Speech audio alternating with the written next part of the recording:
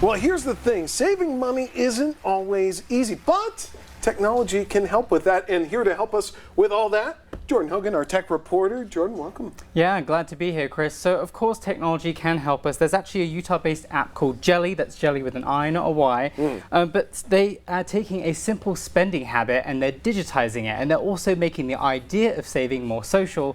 So getting people to all get involved so you can save that money. Way before smartphones existed, people would save spare change in jars.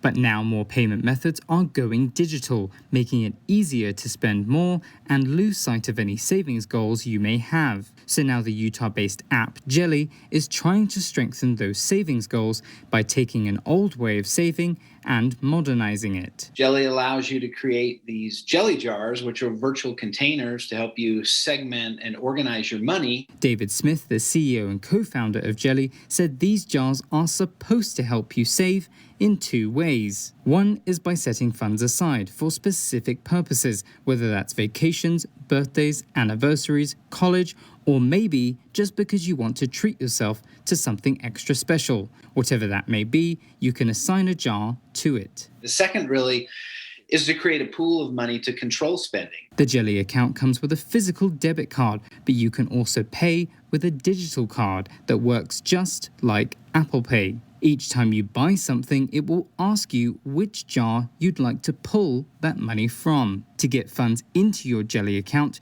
you can set up direct deposits for things like paychecks and government payments. There's also an additional feature on top of that, and that is the ability to grant withdrawal access to people. A social aspect of Jelli is creating a jar and sharing it with friends to save towards something as a group. You can see everybody that's put the money in, and then you can see all the transactions. Everybody that's part of that jar can see the transactions in the jar. So something I did notice while downloading this is that there is something called a dormancy fee, which is $3.50. So if you don't use the app for 90 days, do be aware of that. They will charge you until you next use it again. But still worth testing it out, trying it out, seeing if it's for you.